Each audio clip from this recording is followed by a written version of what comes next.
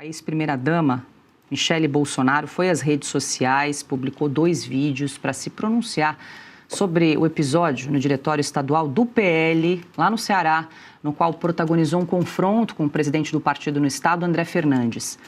Michele é contra a aliança com o ex-ministro Ciro Gomes. A ex-primeira-dama afirmou que é vítima de ataques. Não me deixaram viver em paz no momento mais difícil da minha vida. Inclusive, ignorando o pedido que o próprio Jair escreveu em uma carta para que parassem com os ataques. Ele está sabendo de tudo e vê a situação que tenho enfrentado.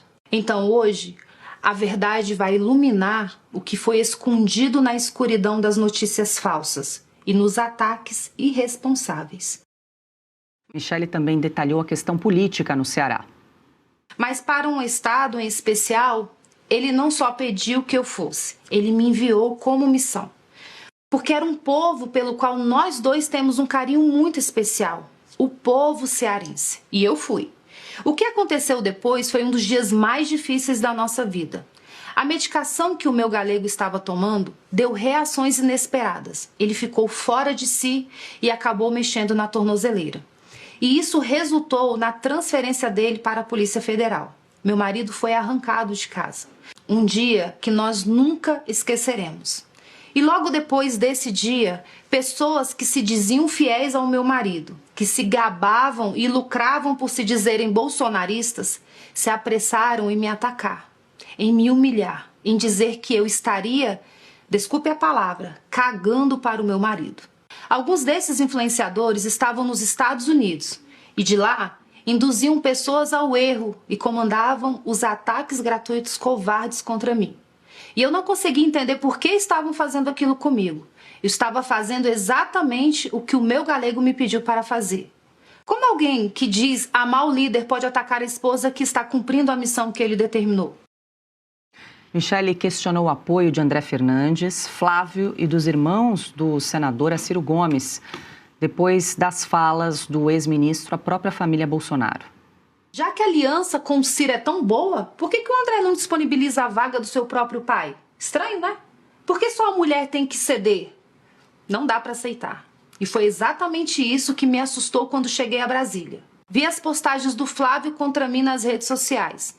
Palavras duras, tom agressivo, defendendo André Fernandes. E, em consequência, apoiando a aliança com o homem que chamou a ele, a mãe e a seus irmãos de corruptos e de ovos de serpentes nas estoides. E não foi só ele.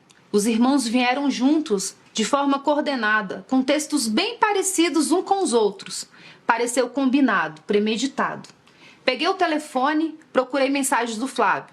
Procurei uma ligação perdida, procurei qualquer sinal de que ele tinha tentado falar comigo antes de falar para o Brasil. Não tinha nada. Eu fiquei triste, porque eu não imaginava que eles teriam essa reação.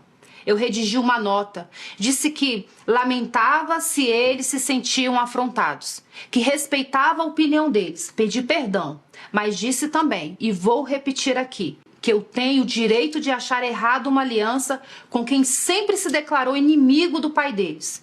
Tenho o direito de ser coerente com os valores que eu acredito. Eu não vou trocar valores por pragmatismo político oportunista. Também não estou impedindo ninguém de fazê-lo, mas acho errado fazê-lo no primeiro turno. Michele também afirma que Flávio não fez questão de seu apoio à candidatura à presidência. Voltando ao Flávio, telefonei para ele, tentei algumas vezes, mas ele não atendeu. Algumas horas depois da postagem, ele retornou a ligação. Mas, sinceramente, para falar o que ele me falou, seria melhor se ele não tivesse ligado. Ele foi muito ríspido, me desrespeitou e me maltratou ao telefone. E eu não tinha feito nada contra ele. Ele disse que seria melhor eu ficar fora das decisões do partido. Disse que eu havia chegado ontem e não entendia nada de política. Diante dessa humilhação, eu disse a ele que estava tudo bem. Entendi que ele não queria o meu apoio ou que este era insignificante. E então eu me recolhi. Fiquei na minha e assim permaneço. Eu sou presidente nacional do PL Mulher. Fui convidada pelo meu marido e pelo presidente Valdemar. Eu percorri o Brasil inteiro. E ainda assim, Michele reforçou o apoio à candidatura de Flávio Bolsonaro. Mesmo depois de todas essas coisas, eu abençoei a escolha do Jair e a pré-candidatura do Flávio, nas mesmas redes sociais nas quais ele e os irmãos me atacaram e onde também foi publicada a entrevista dele me chamando de desrespeitosa e autoritária.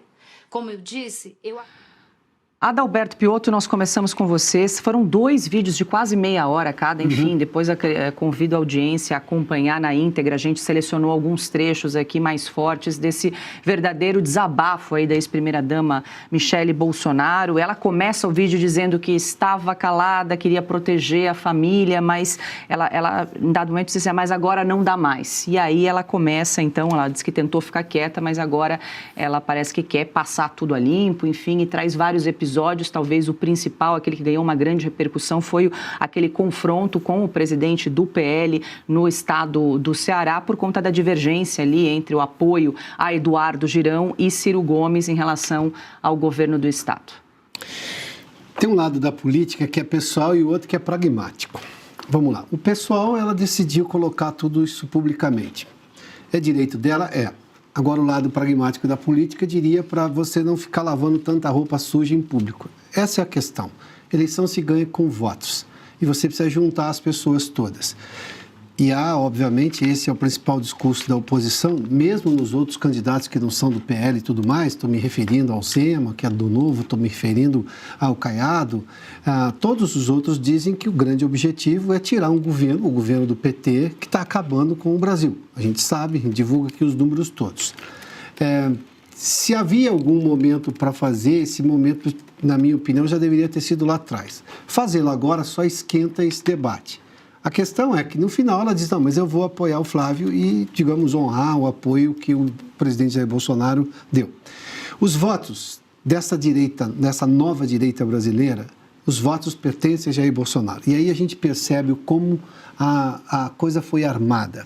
A prisão do Jair Bolsonaro, a forma como se deu, a pressa com que se fez um julgamento completamente atropelado e tudo mais, era para tirá-lo do jogo. Se ele estivesse publicamente aceitando, podendo receber pessoas, ou nem preso, inclusive, podendo viajar ao país e conversar com aliados, muito dessas coisas seria evitado.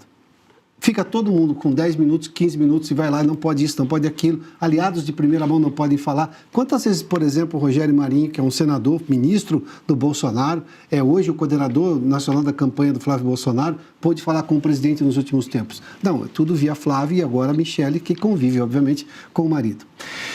Em política, lavar roupa suja não ajuda muita coisa. Porque se o interesse final é derrotar o governo que aí está, você vai lá e se contém.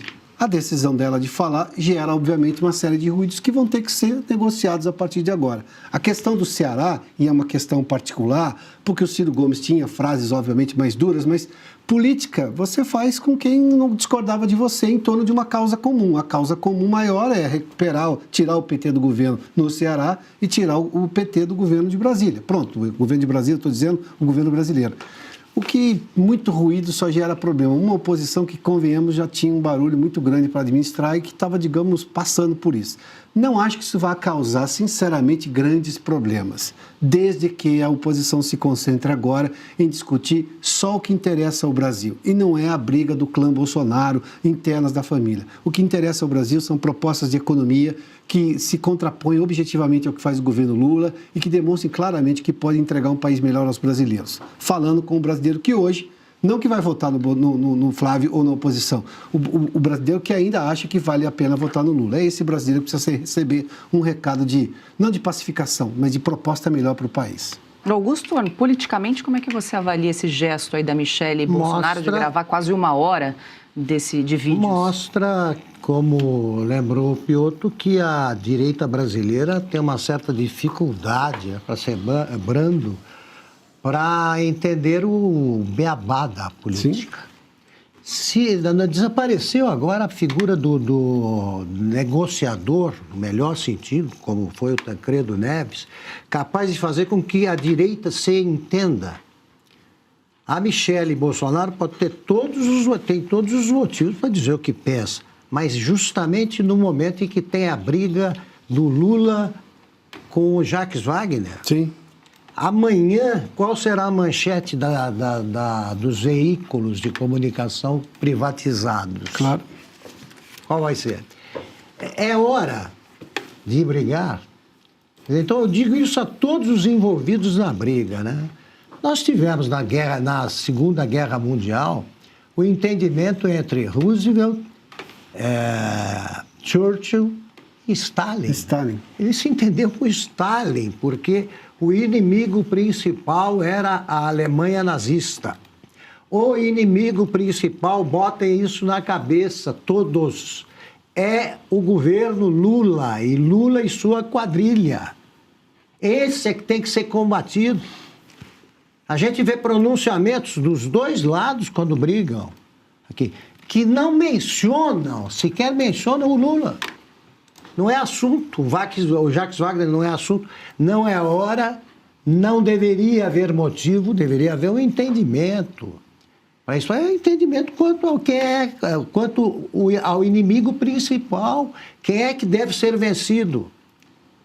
Tá? Esse tipo de tendências divergentes, isso existe em qualquer partido, tudo bem. Mas você tem que saber também a hora de brigar. Isso beneficia quem? Quem é o beneficiário dessa briga toda? O Lula.